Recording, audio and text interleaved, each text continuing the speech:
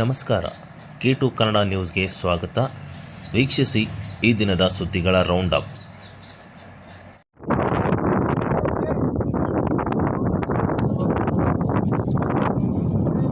AIIMS ಹೋರಾಟ ಸಮಿತಿಯವರು ಕೇಂದ್ರ ಸಚಿವರಾದ ಪ್ರಹ್ಲಾದ್ ಜೋಶಿ ಹಾಗೂ ಶಾಸಕ ಡಾಕ್ಟರ್ ಎಸ್ ಶಿವರಾಜ್ ಪಟೇಲ್ ವಿರುದ್ಧ ಅಸಂವಿಧಾನ ಪದಗಳನ್ನು ಬಳಸಿರುವ ಕೆಲವರ ವಿರುದ್ಧ ಸೂಕ್ತ ಕ್ರಮ ಕೈಗೊಳ್ಳಬೇಕು ಎಂದು ಬುಧವಾರದಂದು ರಾಯಚೂರು ನಗರ ಶಾಸಕ ಡಾಕ್ಟರ್ ಎಸ್ ಶಿವರಾಜ್ ಪಟೇಲ್ ಅವರ ಕಚೇರಿಯಿಂದ ಜಿಲ್ಲಾಧಿಕಾರಿಗಳ ಕಚೇರಿಯವರೆಗೆ ಬಿಜೆಪಿ ಪಕ್ಷದ ಮುಖಂಡರು ಕಾರ್ಯಕರ್ತರು ತೆರಳಿ ಜಿಲ್ಲಾಧಿಕಾರಿಗಳಿಗೆ ಮನವಿ ಪತ್ರ ಸಲ್ಲಿಸಿದರು. ಏಮ್ಸ್ ಸ್ಥಾಪನೆಯ ಸಂಬಂಧ ಮಂಗಳವಾರ ನಡೆದ ಪತ್ರಿಕಾಗೋಷ್ಠಿಯಲ್ಲಿ ಏಮ್ಸ್ ಹೋರಾಟ ಸಮಿತಿಯ ಕೆಲ ಸದಸ್ಯರು ಕೇಂದ್ರ ಮಂತ್ರಿ ಪ್ರಹ್ಲಾದ್ ಜೋಶಿ ಅವರ ವಿರುದ್ಧ ಅಸಭ್ಯ ಮತ್ತು ಅಸಂವಿಧಾನಿಕ ಪದಗಳನ್ನು ಬಳಸಿ ಮಾತನಾಡಿದ್ದು ಖಂಡನೀಯವಾಗಿದೆ ಎಂದು ಬಿಜೆಪಿ ರಾಯಚೂರು ಜಿಲ್ಲಾ ಘಟಕದವರು ತೀವ್ರ ವಿರೋಧ ವ್ಯಕ್ತಪಡಿಸಿದರು. ಈ ಕುರಿತು ಬಿಜೆಪಿ ರಾಯಚೂರು ನಗರ ಶಾಸಕರಾದ ಡಾಕ್ಟರ್ ಶಿವರಾಜ್ ಪಟೇಲ್ ಮಾತನಾಡಿ 3 ವರ್ಷಗಳಿಂದ ಏಮ್ಸ್ ಸ್ಥಾಪನೆಯ ಹೋರಾಟ ಮಾಡುತ್ತಿದ್ದಾರೆ. ಆದರೆ ಈವರೆಗೆ ಸಾರ್ವಜನಿಕ ಸ್ಥಳದಲ್ಲಿ ಹೋರಾಟಕ್ಕೆ ಅವಕಾಶ ನೀಡಿರುವವರು ಯಾರು? ಅಧಿಕಾರಿಗಳ ಅನುಮತಿ ಇಲ್ಲದೆ ಟೆಂಟ್ ಹಾಕಿ ಸಾರ್ವಜನಿಕ ಸ್ಥಳವನ್ನು ಆಕ್ರಮಿಸಿರುತ್ತಾರೆ. ಕೂಡಲೇ ಟೆಂಟ್ ತೆರವುಗೊಳಿಸಿ ಕಾನೂನು ಕ್ರಮ ಕೈಗೊಳ್ಳಬೇಕು ಎಂದು ಅವರು ಒತ್ತಾಯಿಸಿದರು. ಅಸಭ್ಯ ಭಾಷೆ ಬಳಸಿರುವ ಹೋರಾಟ ಸಮಿತಿಯವರು ಸಾರ್ವಜನಿಕವಾಗಿ ಕ್ಷಮೆ ಕೇಳಬೇಕು. ಹಾಗೆ ಮಾಡದಿದ್ದಲ್ಲಿ ಮುಂದೆ ಪಕ್ಷದ ಕಾರ್ಯಕರ್ತರು ಯಾವ ರೀತಿಯ ಪ್ರಕ್ರಿಯೆ ನೀಡಿದರೆ ಅದರ ಜವಾಬ್ದಾರಿ ನಾನು ಹೊರತಲ್ಲ ಎಂದು ಅವರು ಎಚ್ಚರಿಸಿದರು. ಈ ಕುರಿತು ಈಗಾಗಲೇ ಬಿಜೆಪಿ ಜಿಲ್ಲಾ ಘಟಕದ ವತಿಯಿಂದ ಸ್ಥಳೀಯ ಪೊಲೀಸ್ ಠಾಣೆಗೆ ದೂರು ಸಲ್ಲಿಸಲಾಗಿದೆ. ಜಿಲ್ಲಾಧ್ಯಕ್ಷರು ನೀಡಿರುವ ದೂರಿನ ಆಧಾರದ ಮೇಲೆ ತಕ್ಷಣ ಸೂಕ್ತ ಕಾನೂನು ಕ್ರಮ ಕೈಗೊಳ್ಳಬೇಕು ಎಂದು ಈ ಸಂದರ್ಭದಲ್ಲಿ ಜಿಲ್ಲಾ ಆಡಳಿತ ಹಾಗೂ ಪೊಲೀಸ್ ಇಲಾಖೆಗೆ ಶಾಸಕರಾದ ಡಾಕ್ಟರ್ ಶಿವರಾಜ್ ಪಟೇಲ್ ಮನವಿ ಮಾಡಿದರು. ಮನವಿಯಲ್ಲಿ ಸಾರ್ವಜನಿಕ ಹಿತಾಸಕ್ತಿಗೆ ವಿರುದ್ಧವಾಗಿ ಮಾತನಾಡಿರುವವರನ್ನು ತಡೆಗಟ್ಟಲು ಕಾನೂನು ಕ್ರಮ ಅಗತ್ಯವಿದೆ ಎಂದು ತಿಳಿಸಿದರು.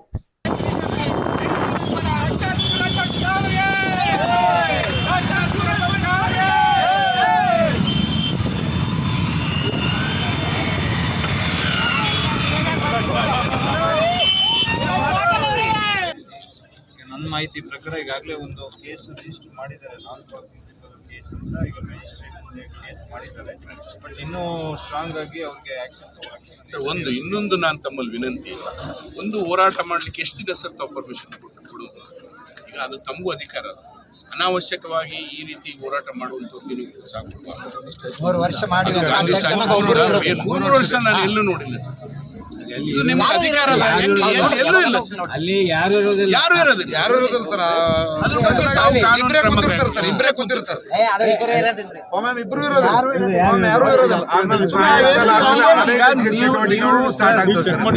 ನಿಮ್ಮಲ್ಲಿ ಭರವಸೆ ಇದೆ ನಮಗೆ 100%. ಈ ರೀತಿ ನನಗೆ ಕಾನೂನೇ ಗೊತ್ತಿದ್ದಂಥ ಪ್ರಕಾರ ಅವರು 3 ವರ್ಷ ಕೂಡಕ್ಕೆ ಅವರಿಗೆ ಕಾನೂನಿನಲ್ಲಿ ಅಡಿಯಲ್ಲಿ ಇಲ್ಲ. ಪರ್ಮಿಷನ್ ಕೊಟ್ಟಿದ್ದೀರಿ ನಾವು, ಪರ್ಮಿಷನ್ ಆ ರೀತಿ ಕೊಡಕ್ಕೆ ಬರಂಗಿಲ್ಲ. ಆ ರೀತಿ ಮುಖ್ಯವಾದಂಥ ಸ್ಟೇಡಿಯಂಗೆ ಯಾರನ್ನ ಮುಖಂಡರು ಕರ್ಕೊಂಡ್ಬರೋಕ್ಕೆ ನಮಗೆ ಇದಾಗಿದೆ. ಮತ್ತು ಅವರು ಟಾರ್ಗೆಟ್ ಮಾಡಿ ಬಿಜೆಪಿ ಪಕ್ಷದವ್ರನ್ನ, ಬಿಜೆಪಿಯವ್ರನ್ನ ನನ್ನ ನಿಂದಿಸುವಂಥ ಕೆಲಸ ಮಾಡ್ತಾರೆ. ಇದು ನಾವು ಯಾವ ಕಾರಣಕ್ಕೂ ಸಹಿಸಂಗಿಲ್ಲ ಸರ್. ನಾವು ಇದು 3 ವರ್ಷ ತಡ್ಕೊಂಡ್ವಿ, ಆಯ್ತು ಎಲೆಕ್ಷನ್ ಹೋಗ್ಲಿಂದ್ವಿ, ಎಲೆಕ್ಷನ್ ಆಯಿತು, ಎಲೆಕ್ಷನ್ ಆಗಿ 2 ವರ್ಷ ಆಯಿತು. ಅದಕ್ಕಿಂತ ಮೊದಲು ಸ್ಟಾರ್ಟ್ ಮಾಡಿದ್ವಿ, ಇರ್ಲಿ ಬಿಡಪ್ಪ ನಮ್ಮ ದೊಡ್ಡವರಾರ ನಮ್ಮ ಸಹೋದರರ ಏನು ಬೈದ್ರು ಒಂದು ಬೈತಾರೆ ಅಂತೇಳಿ ಸುಮ್ಮನಿದ್ವಿ. ಇನ್ಮೇಲೆ ನಮಗೆ ಬೈಸ್ಕೊಳ್ಳೋಕೆ ಆಗೋದಿಲ್ಲ. ನಮ್ಮ ತಾಳ್ಮೆನೂ ಮಿತಿ ಮೀರಿದೆ. ಯಾಕಂದರೆ ಈ ರೀತಿ ಅವರ ಅವಾಚ್ಯ ಶಬ್ದಗಳನ್ನು ಬಳಸಿದ್ರೆ ನಮಗೂ ನಮ್ಮ ಮಕ್ಕಳು ಇರ್ತಾರೆ ಸರ್, ನಮಗೆ ಕುಟುಂಬ ಇದೆ. ನಾವು ಇಲ್ಲೇ ಜೀವನ ಮಾಡಬೇಕು. ನಾವು ಮರ್ಯಾದೆಗಾಗಿ ಜೀವನ ಮಾಡೋಂಥವ್ರು. ನಾವು ಯಾವುದೇ ಆಸೆಗೆ ರಾಜಕಾರಣಕ್ಕೆ ಬಂದಿಲ್ಲ. ನಮಗೆ ದೇವರು ಎಲ್ಲ ರೀತಿ ಕೊಟ್ಟ ಮೇಲೇ ನಾವು ಜನಸೇವೆ ಮಾಡೋಣ ಅಂತೇಳಿ ರಾಜಕಾರಣಕ್ಕೆ ಬಂದಿರೋದು. ಇದು ತಾವು ಉಗ್ರವಾದಂಥ ಕ್ರಮ ಕೈಗೊಳ್ಳಬೇಕು ಮತ್ತು ತಕ್ಷಣ ಅದು 3 ವರ್ಷದಿಂದ ಏನು ಮುಚ್ಚಬೇಕು, ಅದನ್ನು ಮುಚ್ಚಬೇಕು. ಇಲ್ಲ ಮುಂದಿನ ದಿನ ಕಾನೂನು ಏನಾದರೂ ತೊಂದರೆ ಆದರೆ ಅದೊಂದು ಅಂಗಡಿ ಏನಾರು ಮಾಡಿದ್ರ ಮತ್ತೆ ಅದಕ್ಕೆ ನಮ್ಮಲ್ಲೇ ಬರ್ತದೆ, ಅದು ಇಶ್ಯೂಸ್ ನಮ್ಮಾಗ ಬರುತ್ತೆ. Thank you. ನಿಮ್ಗೆ ನಾವು ಹೇಳೋ ಎಚ್ಚರಿಕೆ ಬಗ್ಗೆ ಗಮನ ಹರಿಸಿದ್ರೆ, ನೀವೇನಾದ್ರೂ ಕ್ಷಮೆ ಕೇಳದಿದ್ರೆ ಮುಂದೆ ಆ ದೇವರೇ ಗತಿ. ನಾನು ಪೊಲೀಸ್ ಇಲಾಖೆ ಅಧಿಕಾರಿಗಳು ವಿನಂತಿ ಮಾಡ್ತೇನೆ, ತಕ್ಷಣ ನೀವು ಕಾರ್ಯಪ್ರವೃತ್ತಗಾಗಿ ಯಾವುದೇ ಅನಾಹುತ ಆದಲ್ಲಿ ನೀವು ಬ್ಲೇಮ್ ಮಾಡಬಾರ್ದು, ನನ್ನ ಬ್ಲೇಮ್ ಮಾಡಬಾರ್ದು.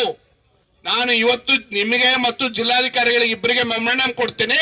ಅಲ್ಲಿಗೆ ನನ್ನ ಕಾರ್ಯ ಮುಗಿತು. ತಕ್ಷಣ ನೀವು ಆಕ್ಷನ್ ಮಾಡಬೇಕು. ನೀವು ಆಕ್ಷನ್ ಮಾಡಲಿಲ್ಲ ಅಂದ್ರೆ ಅದು ನನ್ನ ಮುಂದೆ ಆಗುವ ಅನಾಹುತಕ್ಕೆ ನಾನು ಜವಾಬ್ದಾರ ಅಲ್ಲ. ಇದು ನಾನು ನಿಮ್ಗೆಲ್ಲರಿಗೂ ಇದು ವಿನಂತಿಯನ್ನು ಅನ್ಕೊಳ್ರಿ, ಎಚ್ಚರಿಕೆಯನ್ನು ಅನ್ಕೊಳ್ರಿ, ಏನಾದ್ರೂ ಅನ್ಕೊಳ್ರಿ. ಇವತ್ತು ಏನಿಲ್ಲ, ಇವತ್ತು ಏನಿಲ್ಲ ಅಂದದ್ದೆಲ್ಲ ಅನ್ಸ್ಕೊಳಕ ಇಲ್ಲೇನು ನಾವು ಸನ್ಯಾಸಿಗಳು ಪೂಜಾರಿಗಳಲ್ಲ, ನಾವು ಮನುಷ್ಯರೇ. ನಾವು ಇಲ್ಲಿ ಖಾರ ತಿಂದಿವಿ, ಇಲ್ಲಿ ನೀರು ಕುಡ್ದಿವಿ, ಈ ನೆಲದ ಮೇಲೆ ತಿರುಗಾಡ್ತು. ನಾವು ನಮಗೂ ಬಹಳಷ್ಟು ಪೌರುಷದ ಏನ್ರಿ. ನಿಮ್ಮ ಮಾತು ಸರಿಯಾಗಿರ್ಲಿಲ್ಲ, ನಿಮ್ಮ ನಡೆ ನುಡಿ ಸರಿಯಾಗಿರ್ಲಿಲ್ಲ, ನಿಮ್ಮ ನಾಲಿಗೆ ಸೀದಾ ಮಾಡುವಂತ ಕೆಲಸ ನಮ್ಮ ಕಾರ್ಯಕರ್ತರು ಮಾಡ್ತಾರಂತೇಳಿ ಕೊನೆಯ ಎಚ್ಚರಿಕೆ ಕೊಟ್ಟು ನಾನು ಇದು ಕೊನೆಯ ಭಾಷಣ. ಈ IIT ಬಗ್ಗೆ ನಾನು ಯಾವ ರೀತಿ ಹೋರಾಟ ಮಾಡಿದ್ದೇನೆ ಜನರಿಗೆ ಗೊತ್ತು. ಈ IIT ಬಗ್ಗೆ ನಮ್ಮನ್ನೆಲ್ಲ ಬಿಟ್ಟು ನೀನು ಯಾವ ರೀತಿ ಹೋಗಿ ಯಾರ ಕಾಲು ಬಿದ್ದು ಜನರಿಗೆ ಗೊತ್ತು. ಇವತ್ತು ನೀನು ಏಮ್ಸ್ ಬಗ್ಗೆ ಯಾವ ರೀತಿ ನೀನು ಹೋರಾಟ ಮಾಡ್ತಿದ್ದಿ ನಮ್ಮ ಜನರಿಗೆ ಗೊತ್ತು. ನೀನು ಯಾಕೆ ಆಗಿ ಏಮ್ಸ್ ಅಂಗಡಿ ತೆಕ್ಕೊಂಡಿದ್ದಿ ಅದು ಜನರಿಗೆ ಗೊತ್ತು. ನೀನು ಏಮ್ಸ್ ಅಂಗಡಿ ತೆಕ್ಕೊಂಡ ಮೇಲೆನೆ ನಾನು ಒಂದು ಚುನಾವಣೆ ಗೆದ್ದಿದ್ದೀನಿ. ಜನರ ಆಶೀರ್ವಾದ ನನಗಿದೆ. ನಮ್ಮ ಜನರಿಗೆ ಗೊತ್ತು ಶಿವರಾಜ್ ಪಾಟೀಲ್ ಏನನ್ನೋದು, ಶಿವರಾಜ್ ಪಾಟೀಲ್ ಏನು ಅಭಿವೃದ್ಧಿ ಮಾಡ್ತಾನೆ ಅನ್ನೋದು ಗೊತ್ತು. ಶಿವರಾಜ್ ಪಾಟೀಲ್ ಅವ್ರ ಸಮಸ್ಯೆಗಳಿಗೆ ಹೆಂಗ್ ಸ್ಪಂದನೆ ಮಾಡ್ತಾನೆ ಅನ್ನೋದು ಗೊತ್ತು. ನಿನ್ನಿಂದ ನಿಮ್ಮಂತವರಿಂದ ನನಗೆ ಸರ್ಟಿಫಿಕೇಟ್ ಬೇಕಾಗಿಲ್ಲ. ಇದು ಕೊನೆಯ ಎಚ್ಚರಿಕೆ. ಇನ್ನು ಮುಂದೆ ಏನಾದರೂ ನನ್ನ ವಿರುದ್ಧ ಮಾತಾಡಿದ್ರೆ ಅದಕ್ಕೆ ನಾನು ನೇರ ಜವಾಬ್ದಾರನಲ್ಲ. ಇವತ್ತು ನಿಮಗೇನಾದ್ರೂ ದಮ್ಮಿದ್ದಿದ್ರೆ ಎಲ್ಲಾ ಶಾಸಕನ್ ರಿಸೈನ್ ಮಾಡಕ್ ಹೇಳ್ರಿ, MP ರಿಸೈನ್ ಮಾಡಕ್ ಹೇಳ್ರಿ. ಎಲ್ಲಾರು ನಾಳೆ ಏಮ್ಸ್ ಟೆಂಟ್ನೆ ಕೂಡಮ್. ನಾವ್ ಯಾರು ಬೆಂಗಳೂರು ಹೋಗೋದು ಬೇಡ, ಡೆಲ್ಲಿಗೆ ಹೋಗೋದು ಬೇಡ. ಸರ್ಕಾರ ನಮ್ ಬಾಗ್ಲಿಗೆ ಬರ್ತದ, ಸರ್ಕಾರ ನಮ್ ಕಾಲಿಗೆ ಬರ್ತದ. ದಮ್ಮದ ನಿಮ್ಗ ರಿಸೈನ್ ಮಾಡ್ಸಿ. ಎಲ್ಲಾರು ರಿಸೈನ್ ಮಾಡಿ, ನಾನು ರಿಸೈನ್ ಮಾಡ್ತೀನಿ.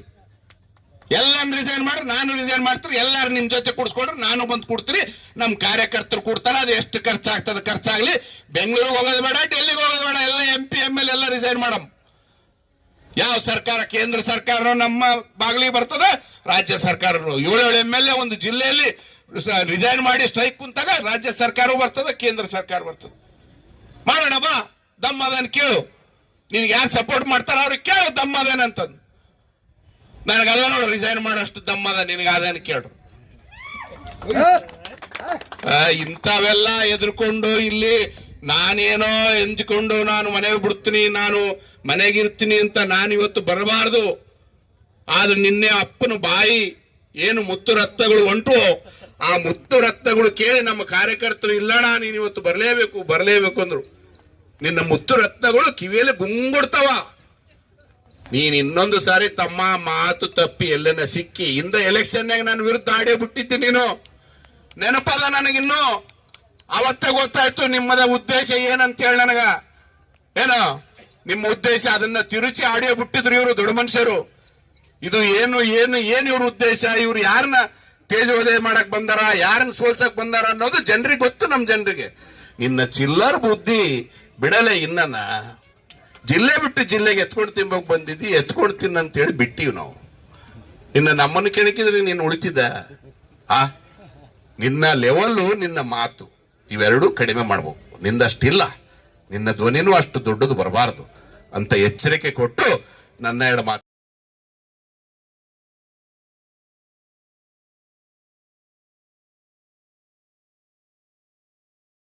ಪ್ಲಾಸ್ಟಿಕ್ ಬಳಕೆಯಿಂದ ಪರಿಸರದ ಮೇಲೆ ದುಷ್ಪರಿಣಾಮಗಳು ಉಂಟಾಗುತ್ತಿದೆ. ಇದರಿಂದ ಗಾಳಿ, ನೀರು, ಮಣ್ಣು ಮತ್ತು ವಾತಾವರಣ ಕಲುಷಿತಗೊಂಡು ರೋಗಗಳು ಹರಡುತ್ತಿವೆ. ಪ್ಲಾಸ್ಟಿಕ್ ಬಳಕೆಯನ್ನು ಹಂತ ಹಂತವಾಗಿ ಕಡಿಮೆ ಮಾಡಬೇಕು ಎಂದು ಅರಣ್ಯ ಇಲಾಖೆಯ ಉಪ ಅರಣ್ಯ ಸಂರಕ್ಷಣಾ ಅಧಿಕಾರಿ ಎಸ್ ಪ್ರವೀಣ್ ಹೇಳಿದರು. ನಗರದ ಕನ್ನಡ ಭವನದಲ್ಲಿ ಜಿಲ್ಲಾ ಆಡಳಿತ, ಜಿಲ್ಲಾ ಕಾನೂನು ಸೇವಾ ಪ್ರಾಧಿಕಾರ, ಅರಣ್ಯ ಇಲಾಖೆ, ಸಾರ್ವಜನಿಕ ಶಿಕ್ಷಣ ಇಲಾಖೆ, ಭಾರತ್ ಸ್ಕೌಟ್ಸ್ ಮತ್ತು ಗೈಡ್ಸ್ ಹಾಗೂ ಕರ್ನಾಟಕ ರಾಜ್ಯ ಮಾಲಿನ್ಯ ನಿಯಂತ್ರಣ ಮಂಡಳಿ ಆಶ್ರಯದಲ್ಲಿ ಅಂತಾರಾಷ್ಟ್ರೀಯ ಪರಿಸರ ದಿನಾಚರಣೆ ಅಂಗವಾಗಿ ಆಯೋಜಿಸಿದ ವಿದ್ಯಾರ್ಥಿಗಳಿಗೆ ಬಹುಮಾನ ವಿತರಣೆ ಹಾಗೂ ಸಮಾರೋಪ ಸಮಾರಂಭದಲ್ಲಿ ಅವರು ಮಾತನಾಡಿದರು. ಮನುಷ್ಯ ಪ್ರತಿದಿನ ಪ್ರತಿಯೊಂದು ಕೆಲಸದಲ್ಲಿ ಹೆಚ್ಚು ಪ್ಲಾಸ್ಟಿಕ್ ಬಳಕೆ ಮಾಡಿಕೊಳ್ಳುತ್ತಿದ್ದು, ಇದರಿಂದ ಅನೇಕ ಸಾಂಕ್ರಾಮಿಕ ರೋಗ ಮತ್ತು ನೈರ್ಮಲ್ಯವನ್ನುಂಟು ಮಾಡುತ್ತಿದೆ. ಅದರ ಅಪರಾಧವಾದ ಅಡ್ಡ ಪರಿಣಾಮದಿಂದ ಅಸ್ಪೃಶ್ಯತೆ ಉಂಟಾಗುವ ಸಂಭವ ಹೆಚ್ಚಿದೆ ಎಂದು ಅಭಿಪ್ರಾಯಪಟ್ಟರು. ಬೆಳೆಯುತ್ತಿರುವ ಭಾರತದ ಅನೇಕ ಪ್ರಮುಖ ನಗರಗಳಲ್ಲಿ ಪರಿಸರ ನೈರ್ಮಲ್ಯ ಅತಿದೊಡ್ಡ ಸಮಸ್ಯೆಯಾಗಿದ್ದು, ಅಲ್ಲಿನ ಜನತೆ ಬಳಸುತ್ತಿರುವ ಪ್ರತಿ ಹಂತದ ವಸ್ತುಗಳಿಗೂ ಸಹ ಪರಿಸರದ ಮೇಲೆ ಅತೀವವಾದ ಪರಿಣಾಮವನ್ನು ಬೀರಿ ಅನಾರೋಗ್ಯಕರ ವಾತಾವರಣವನ್ನು ಸೃಷ್ಟಿಸುತ್ತಿದೆ. ಇದಕ್ಕೆಲ್ಲ ಕಾರಣ ಜನರ ಜೀವನ ಪದ್ಧತಿ, ಶೈಲಿ, ಸಹಾಯಕ ಸಲಕರಣೆಗಳ ಅತಿಯಾದ ಬಳಕೆಯಿಂದಾಗಿ ಕಲ್ಮಶತೆ ನಿರ್ಮಾಣವಾಗುತ್ತಿದೆ. ಅಲ್ಲದೆ ತ್ಯಾಜ್ಯ ನಿರ್ವಹಣೆಯು ಕಷ್ಟಕರವಾಗಿದ್ದು, ಅದರ ಸಂಪೂರ್ಣವಾದ ನಿರ್ವಹಣೆ ಅಸಾಧ್ಯವಾಗಿದೆ ಎಂದು ಹೇಳಿದರು.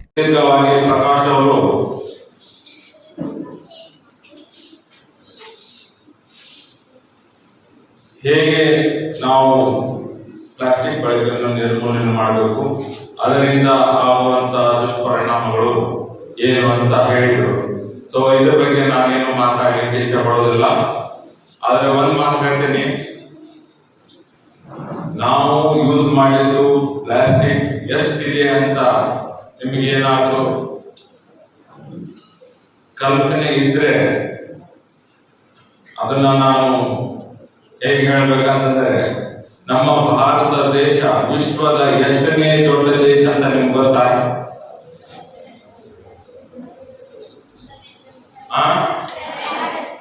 ಎಷ್ಟು? Very good, fine. ಬಹಳ ಖುಷಿ ಆಯ್ತು ಕೇಳಿ. ನಮ್ಮ ಭಾರತ ದೇಶವು ಎಷ್ಟು ದೊಡ್ಡದಿದೆಯೋ ಅಷ್ಟೇ ಪ್ರಮಾಣದ ಈ ಎಲ್ಲ 7 ಮಹಾಸಾಗರಗಳಲ್ಲಿ ಪ್ಲಾಸ್ಟಿಕ್ ತುಂಬಿಕೊಂಡಿದೆ. ಇದರ ಕಲ್ಪನೆ ಇತ್ತಾ ನಿಮ್ಗೆ ಎಷ್ಟು ಪ್ರಮಾಣದ ಪ್ಲಾಸ್ಟಿಕ್ ಅನ್ನು ಯೂಸ್ ಮಾಡಿ ಈಗ ಸಮುದ್ರದಲ್ಲಿ, ಮಹಾಸಾಗರಗಳಲ್ಲಿ ಎಷ್ಟು ಸಂಗ್ರಹಣೆ ಆಗಿದೆ ಅಂತ? ಇದರ ದುಷ್ಪರಿಣಾಮ ಬಹಳಷ್ಟು ಇದೆ. ಮುಂದಿನ ದಿವಸಗಳಲ್ಲಿ ನೀವು ವಿದ್ಯಾರ್ಥಿಗಳು ಈ ಪ್ಲಾಸ್ಟಿಕ್ ನಿರ್ಮೂಲನೆ ಮಾಡುವುದಕ್ಕಾಗಿ ನಿಮ್ ಕಡೆಯಿಂದ ಏನ್ ಮಾಡ್ಲಿಕ್ಕೆ ಸಾಧ್ಯ? ನಾನಂತೂ ಸ್ಕೂಲಿಗೆ ಹೋಗ್ತೇನೆ, ಬರ್ತೇನೆ, ಪ್ಲಾಸ್ಟಿಕ್ ಯೂಸ್ ಮಾಡಂಗಿಲ್ಲ. ನೀವು ಮಕ್ಕಳು ಯಾವ ಮಾತನ್ನು ಕೇಳ್ತೀರಿ? ಮಕ್ಕಳೇ? ತಂದೆ ತಾಯಿ ಮತ್ತು ಶಿಕ್ಷಕರ ಮಾತುಗಳನ್ನು ಕೇಳ್ತೀರಿ, ಹೌದಿಲ್ಲ? ಕೇಳ್ತೀರ? ಸುಮ್ಮನೆ ಕೂತೀರಂದ್ರೆ ನಾನು ಮಾತಾಡಿದ್ದು ಕೇಳ್ತಾ ಇಲ್ಲ ಅಂದಂಗೆ. Thank you. ನೀವು ತಂದೆ ತಾಯಿ ಮತ್ತು ನಿಮ್ಮ ಟೀಚರ್ಸ್ ಮಾತುಗಳನ್ನು ಕೇಳ್ತೀರಿ. ಪರಿಸರ ಸಂರಕ್ಷಣೆ ಈ ಒಂದು ಸಂಘರ್ಷ ನಡೀತಿದೆ. ಏನು ಜೂನ್ 5ನೇ ತಾರೀಕಿನಿಂದ ಜೂನ್ 16ರವರೆಗೆ ಒಂದು ಶೃಂಗಸಭೆ ನಡೀತಿದೆ. ಅದರ ಅಂಗವಾಗಿ 1974ರಿಂದ ಜೂನ್ 5ನೇ ತಾರೀಕನ್ನು ನಾವು ವಿಶ್ವ ಪರಿಸರ ದಿನಾಚರಣೆಯನ್ನು ಆಚರಣೆ ಮಾಡ್ಕೊಂಡು ಬರ್ತಾ ಇದ್ದೇವೆ. ಪ್ರತಿ ವರ್ಷವೂ ಒಂದೊಂದು ಘೋಷವಾಗಿದೆ. ಆ ಸಮಯದ ಏನು ಸಮಸ್ಯೆ ಇದೆ ಪರಿಸರದ, ಒಂದೊಂದು ದೇಶದ ಮುಖಾಂತರ ಒಂದು ಘೋಷವಾಕ್ಯದ ಮೂಲಕ ಈ ಒಂದು ಪರಿಸರ ದಿನಾಚರಣೆಯನ್ನು ಆಚರಣೆ ಮಾಡ್ಕೊಂಡು ಬರ್ತಾಯಿದ್ದೀವಿ. ಈ ಒಂದು ಪರಿಸರ ದಿನಾಚರಣೆಯನ್ನು ಪ್ರತಿ ವರ್ಷ ನಾವು ಜೂನ್ 5ನೇ ತಾರೀಕು ಒಂದು ವೇದಿಕೆ ಇದೆ. ಏನು ಪರಿಸರದ ಏನು ಪರಿಸ್ಥಿತಿ ಹೇಗಿದೆ, ಆ ಸಮಸ್ಯೆ ಏನಿದೆ, ಆ ವರ್ಷದ ಘೋಷವಾಕ್ಯದ ಅದರ ಬಗ್ಗೆ ಚರ್ಚೆಗಳು ನಡೀತಾವೆ. ಈ ವರ್ಷದ ಏನು ಪರಿಸರ ದಿನಾಚರಣೆಯ ಘೋಷವಾಕ್ಯ ಏನಿದೆ, ಜಾಗತಿಕವಾಗಿ ಪ್ಲಾಸ್ಟಿಕ್ ಮಾಲಿನ್ಯ ಕೊನೆಗೊಳಿಸೋಣ ಅಂತೇಳಿ, ಎಂಡಿಂಗ್ ಪ್ಲಾಸ್ಟಿಕ್ ಪೊಲ್ಯೂಷನ್ ಗ್ಲೋಬಲಿ ಅಂತೇಳಿ ಇಂಗ್ಲೀಷಲ್ಲಿ. ಈ ಒಂದು ಏನು ಪ್ಲಾಸ್ಟಿಕ್ ಮಾಲಿನ್ಯ ಅತಿಯಾಗಿದೆ. ಎಷ್ಟು ಪ್ಲಾಸ್ಟಿಕ್ ನಮಗೆ ಆಧುನಿಕ ಜೀವನದಲ್ಲಿ ಎಷ್ಟು ನಮಗೆ ಅನುಕೂಲವಾಗಿದೆ. ಇವತ್ತೇನು ಪ್ಲಾಸ್ಟಿಕ್ ಇಲ್ಲದೆ ಜೀವನ ಇಲ್ಲ ಅಂತ ಹೇಳ್ಬೋದು. ಪ್ರತಿಯೊಂದು ಹಂತದಲ್ಲಿ ನಾವು ಕೆಲಸದಲ್ಲಿ ನಾವು ಪ್ಲಾಸ್ಟಿಕ್ ಅನ್ನು ಯಥೇಚ್ಛವಾಗಿ ಬಳಕೆ ಮಾಡ್ತೇವೆ. ಆದರೆ ಏನು ಏಕಬಳಕೆ ಪ್ಲಾಸ್ಟಿಕ್ ಇದೆ, ದೊಡ್ಡ ಸಮಸ್ಯೆ ಆಗಿದೆ. ಈ ಕಾರಣದಿಂದ ನಮಗೆ 2018ರಲ್ಲಿ ಫಸ್ಟ್ ಈ 3 ಸರಿ ನಾವು ಈ ಘೋಷವಾಕ್ಯ ಮಾಡ್ತಾ ಇದ್ದೇವೆ ಪ್ಲಾಸ್ಟಿಕ್ ನಿರ್ಮೂಲನೆ ಬಗ್ಗೆ. ಇದೇನು ವಿಶ್ವಸಂಸ್ಥೆ ಘೋಷ ಪರಿಸರ ದಿನಾಚರಣೆ 3ನೇ ಸರಿ ಮಾಡ್ತಾ ಇದ್ದೇವೆ. ಫಸ್ಟ್ 1918ರಲ್ಲಿ ಬೀಟ್ ಪ್ಲಾಸ್ಟಿಕ್ ಪೊಲ್ಯೂಷನ್ ಅಂತಂದೇಳಿ ಘೋಷವಾಕ್ಯ ಆಯಿತು. Next solution for plastic pollution 2023ರಲ್ಲಿ. ಈಗ 2025ರಲ್ಲಿ ಮತ್ತೆ ಅದೇ ಎಂಡಿಂಗ್ ಪ್ಲಾಸ್ಟಿಕ್ ಪೊಲ್ಯೂಷನ್ ಗ್ಲೋಬಲಿ ಅಂತ ಹೇಳಿ, ಅಂದರೆ ಜಾಗತಿಕವಾಗಿ ಪ್ಲಾಸ್ಟಿಕ್ ಮಾಲಿನ್ಯವನ್ನು ನಿರ್ಮೂಲನೆ ಮಾಡೋಣ ಅಂತ ಹೇಳಿ. ಅಂದರೆ 3ನೇ ಸರಿ ಅಂತ ಅಷ್ಟೊಂದು ಸಮಸ್ಯೆ ಆಗಿದೆ ಪ್ಲಾಸ್ಟಿಕ್.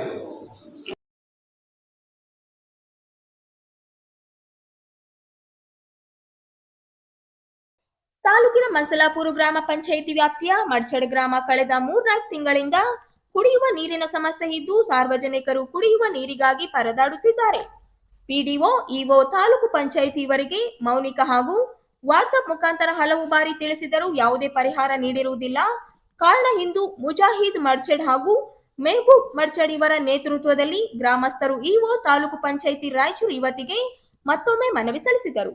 ಒಂದು ವಾರದ ಒಳಗಡೆ ಕುಡಿಯುವ ನೀರಿನ ಸಮಸ್ಯೆಗೆ ಶಾಶ್ವತ ಪರಿಹಾರ ನೀಡದಿದ್ದಲ್ಲಿ ಗ್ರಾಮ ಪಂಚಾಯಿತಿ ಮನ್ಸಲಾಪುರ ಕಚೇರಿಗೆ ಬೀಗ ಹಾಕಿ ಪ್ರತಿಭಟಿಸಲಾಗುವುದು ಎಂದು ಮುಜಾಹಿದ್ ಮಡ್ಚಡಿಯವರು ಆಕ್ರೋಶ ವ್ಯಕ್ತಪಡಿಸಿದರು. ಈ ಸಂದರ್ಭದಲ್ಲಿ ಮೆಹಬೂಬ್ ಮಡ್ಚಡ್ ಮಾತನಾಡಿ, ಕುಡಿಯುವ ನೀರು ಅತ್ಯವಶ್ಯಕವಾಗಿದೆ. ನೀವು ಅಧಿಕಾರಿಗಳು ಶುದ್ಧ ಕುಡಿಯುವ ನೀರು ಕುಡಿತೀರಿ, ಆದರೆ ಸಾರ್ವಜನಿಕರ ನಿಮಗೇನು ಗೊತ್ತು ಎಂದು ಆವೇಶದಲ್ಲಿ ಹೇಳಿದರು. ಹಾಗೂ ಜೈ ಕರುನಾಡ ರಕ್ಷಣಾ ಸೇನೆಯ ಜಿಲ್ಲಾಧ್ಯಕ್ಷರಾದ ಸಯ್ಯದ್ ಸಬೀರ್ ಅಲಿ, ರೈತ ಘಟಕದ ಜಿಲ್ಲಾಧ್ಯಕ್ಷರಾದ ಆನಂದ ಮಡಿವಾಳ್, ನಾಗೇಶ್ ಪಿಕೆ, ಬಾಬು, ಮಲ್ಲೇಶ್ ಹಾಗೂ ಗ್ರಾಮಸ್ಥರು ಹಾಜರಿದ್ದು ಮನವಿ ಸಲ್ಲಿಸಿದರು. ಇದಕ್ಕೆ ಇಒ ಪರಿಹಾರ ಒದಗಿಸುವ ಭರವಸೆ ನೀಡಿದರು. ಡಿಸ್ಟ್ರಿಬ್ಯೂಷನ್ ಸರಿಯಾಗಿ ಮಾಡಿದರೆ ನಮ್ಮಲ್ಲಿ ನೀರಿನ ಸಮಸ್ಯೆ ಇಲ್ಲ. ಸರಿಯಾಗಿ ವಾಲ್ ವ್ಯವಸ್ಥೆ ಇಲ್ಲ, ಸರಿಯಾಗಿ ಡ್ಯೂಟಿ ಮಾಡ್ತಾ ಇಲ್ಲ, ನೀರು ಅದಕ್ಕೆ ಸರಿಯಾಗಿ ನಿರ್ವಹಣೆ ಮಾಡ್ತಾ ಇಲ್ಲ. ಈಗ ಅನ್ನಸೇರಿ ಅದಕ್ಕೆ ಬೇಕಾದ ಬಿಲ್ಗಳು ಮಾಡ್ಕೊಳ್ತಾ ಇದ್ದಾರೆ. ರಿಪೇರಿ ಮಾಡಿದ್ರೆ ತಾನೇ ಅದಕ್ಕೆ ನೀರು ಬರೋದು. ಏನೋ ಫೋಟೋ ತಗೊಂತಾರೆ, ಆಯ್ತು ಮಾಡಿ ಸರಿ ಮಾಡಿ ಪಂಚಾಯತ್ ಹೆಸರು ಕೊಡ್ತಾರೆ. ಫೋನ್ ಮಾಡ್ತಿರ್ತಾರೆ, ಫೋನ್ ಮಾಡಿ ಮೆಸೇಜ್ ಮಾಡ್ತೀವಿ. ಯಾಕಾಗಿ ಕೇವಲ ಒಂದು 4 ಜನ ಬಂದಾಗ ನಾ ಪಂಚಾಯತ್ ಹೋಗಿ ಬೀಗ ಮುದ್ರೆ ಕಾರ್ಯಕ್ರಮ ಇರೋದು ಸಲುವಾಗಿ ಬೇರೆದವ್ರು ಬಂದಿರ್ತಾರೆ. ನಮ್ಮವರೊಂದೇ ಬಂದ ಈಗ ಒಂದು ವಾರದಲ್ಲಿ ನಮ್ಗೆ ಸರಿಯಾಗಿ ಶಾಶ್ವತ ಪರಿಹಾರ ಕೊಡಲಿಲ್ಲ ಅಂದರೆ ನಾವು ಇಲ್ಲ ನೀರು ಕೊಡಿ, ಇಲ್ಲ ವಿಷ ಕೊಡ್ಬಿಡಿ. ನಮ್ಗೆ ನೀರು ಬೇಡ.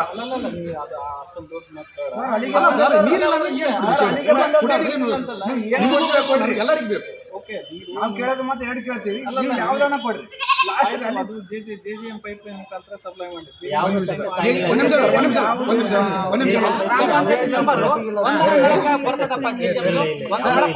JJM ಟ್ರಯಲ್ ಅಂಡ್ ರನ್ನು ಆಗಿಲ್ಲ ನಮ್ಮ ಚಡಲ್ಲಿ, ಅದ್ರ ವಿರುದ್ಧನೂ ಕ್ರಮ ತಗೋಬೇಕು. ಟ್ರಯಲ್ ಅಂಡ್ ರನ್ನು ಆಗಿಲ್ಲ, PDO ಯಾವ ಥರ ಹ್ಯಾಂಡ್ ಓವರ್ ಬೇಡ ಅಂತ ಹೇಳಿವಿ, ಅದನ್ನು ಹ್ಯಾಂಡ್ ಓವರ್ ತಗೊಂಡ್ರೆ ಇಲ್ಲ. ಈಗ ಅಲ್ಲಿ ಏನು ಈಗ ಅದು ಆಲ್ರೆಡಿ ರಿಲೆಂಟ್ರಲ್ಲಿ ಮಾಡಿ ಬಿಟ್ಟರು ಅಂತ ನೀರು ಪೈಪ್ಲೈನಲ್ಲಿ ಎಲ್ಲ ನಳಗಳಿಗೆ ಕಡಿಮೆ ಆಗ್ತದೆ ಅಂತ ಉದ್ದೇಶಕ್ಕೆ ಓಕೆ, ನಾನು ಅದನ್ನ ಚೆಕ್ ಮಾಡ್ತೀನಿ, ನಾನೇ ಬಂದು ಮೇಲೆ ದೋಷ ಮಾಡಕ್ಕೆ ಇದು ನಾವೇನು ಜಂತ ಮನೆ ಕೇಳ್ತಾ ಇಲ್ಲ, CC ರೋಡ್ ಕೇಳ್ತಾ ಇಲ್ಲ, ಆಯ್ತು ನೀರು ಮಾತ್ರ ಕೇಳ್ತಾ ಇಲ್ಲ. ಬೇರೆ ಜನ ಕೇಳಿದ್ರೆ ಇಲ್ಲಪ್ಪ ಉದ್ದೇಶಪೂರ್ವವಾಗಿ ಬಂದೆ ನೀವು ಅವ್ರಿಗೆ ಮನೆ ಬೇಡ ಅಂತ ಹೇಳಿದ್ರೆ ಆಯ್ತು. ಈಗ ತೊಂದರೆ ಇಲ್ಲ, ನೀರಲ್ಲಿ ಇದೆ, ನೀರಿನ ಸಮಸ್ಯೆ ಇಲ್ಲ, ಪೈಪ್ ಲೈನು ನಿಮ್ ಸರಬರಾಜಲ್ಲಿ ವ್ಯತ್ಯಯ ಆಗ್ತಾ ಇದೆ ಅಂತ ಹೇಳ್ತಾ ಇದ್ದೀರಿ. ಉದ್ದೇಶಪೂರ್ವಕ ಮಾಡಕತ್ತಾರ.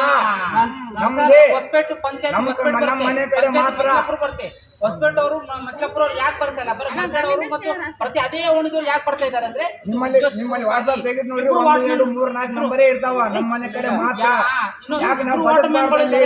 ಒಬ್ಬನ ಮಾತ್ರ ಡ್ಯೂಟಿ ಮಾಡ್ತಾರೆ, ಒಬ್ಬನ ಮನೆಯಲ್ಲಿ ಕುಂತು ಸಂಬಳ ತಗೊಂತಿದ್ದಾರೆ. ಅದ್ರ ಬಗ್ಗೆ ಯಾರು ಕ್ರಮ ತಗೊಳ್ತಾ ಇಲ್ಲ. ಬೇಕಿದ್ರೆ ನೀವು ಕಾಲ್ ಚೆಕ್ ಮಾಡ್ರಿ, ನೆಟ್ವರ್ಕ್ ನಾವು ರಾಯಚೂರಲ್ಲೇ ಇರ್ತದೆ, ಎಲ್ಲರೂ ಗೊತ್ತಾದ ಅವ್ನು ಬರೀ ಇಲ್ಲೇ ಕುಂತು ಸಂಬಳ ತಗೊಂತಾನಂತ. ಒಬ್ಬನು ವಾಟರ್ ಮ್ಯಾನ್ ಬಾಬು, ಅವನೊಬ್ಬನೇ ಕೆಲಸ ಮಾಡ್ತಾನೆ. ಅವ್ರ ಅಣ್ಣ ನಾಸಿರ್ ಅವ್ನು ರಾಯಚೂರಲ್ಲಿ ಇದ್ದು ಪೇಮೆಂಟ್ ತಗೊಂತಾರೆ. ಇದಕ್ಕೆ ಸಪೋರ್ಟೇಬಲ್ PDO ಇದ್ದಾರೆ. ಅವ್ರು ಈ ಒಂದು ಮೇಲೆ ನೌಕರಿ ಮಾಡ್ತಾರೋ ಗೊತ್ತಿಲ್ಲ. PDO ಮೇಡಮ್ ಸರ್ ಇನ್ನೊಂದು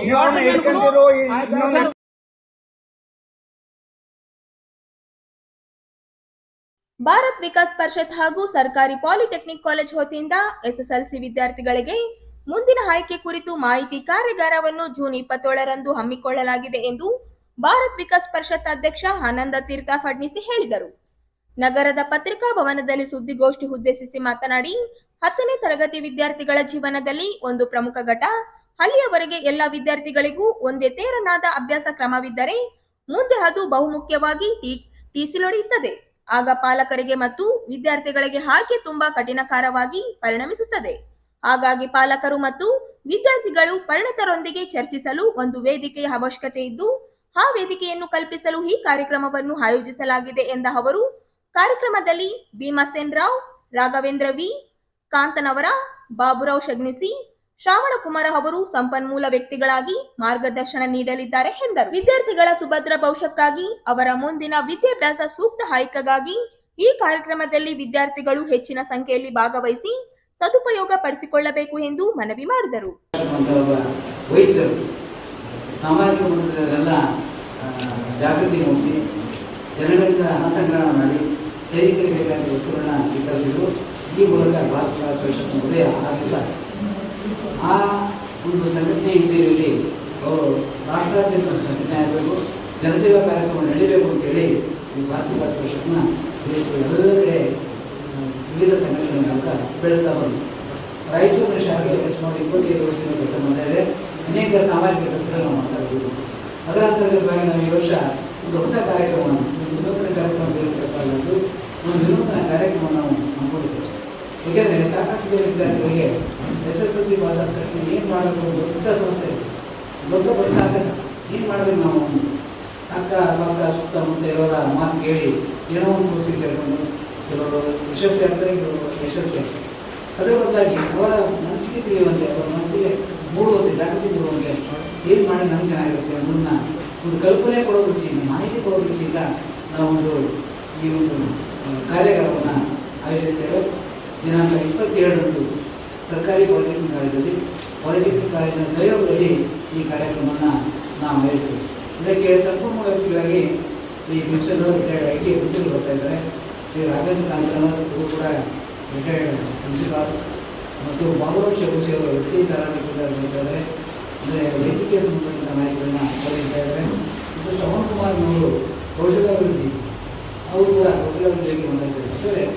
ನಮಗೆ ತಿಳಿದಂಗೆ ಕೇವಲ ಡಿಪ್ಲೊಮಾ, ITI, ಇಂಜಿನಿಯರಿಂಗ್, ಮೆಡಿಕಲ್ ಇಷ್ಟು ಬೇರೆ ಏನಿಲ್ಲ, RCM ಸೇರ್ಕೊಂಡು ಇದು ಬೇರೆ ಏನಿಲ್ಲ. ಈ ಕಾರ್ಯಕ್ರಮ ಪಾಸಾದಂತೂ ಅನುತ್ತೀರ್ಣರಾದ ಅಂತ ಒಂದು ಅನುತ್ತೀರ್ಣರಾದ ಕೆಲವರಾಗಿ ಮಾಹಿತಿ ಸಿಕ್ಕರೆ, ಕೆಲವು SSLC ಇರುವಂಥ ಮಕ್ಕಳಿಗಾದ್ರೂ ಮಾಹಿತಿ ಸಿಕ್ಕರೆ ಮುಂದಿನ ಭವಿಷ್ಯವನ್ನು ರೂಪಿಸಿಕೊಳ್ಳುವುದರಿಂದ ಈಗ ನಾವು ಮಾಡ್ತೀವಿ, ಭಾವಿಸ್ತೇವೆ. ಆದಷ್ಟು ಬೇಗ SSLC ಪರೀಕ್ಷೆ ಮುಗಿದ ತಕ್ಷಣವೇ ಈ ಒಂದು ಆಲೋಚನೆಯನ್ನು ನಾವು ಮುಂದಿನ ವರ್ಷ ಹಾಕಿದ್ದೀವಿ, ಸ್ವೀಕಾರ ಮಾಡಿದ್ದೀವಿ. ಮುಂದಿನ ವಿಷಯವನ್ನು ಆದಷ್ಟು ಬೇಗ ಮಾಡೋ ಪ್ರಯತ್ನವನ್ನು ನಾವು ಮಾಡ್ತೀವಿ. ಅದರಿಂದ ಈ ಒಂದು ವಿಷಯವನ್ನು ಪ್ರಸಿದ್ಧಿಗೊಳಿಸಿ ಎಲ್ಲ ವಿದ್ಯಾರ್ಥಿಗಳು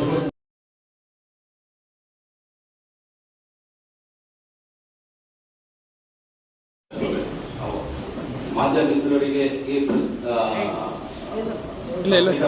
ಆಜಾದ್ ಅಹಮದ್ ಮತ್ತೆ ಶಬೀರ್ ಅಹಮದ್ ಶಹಬಾಜ್ ಎಂದು ಪತ್ರಿಕಾಗೋಷ್ಠಿಯವರು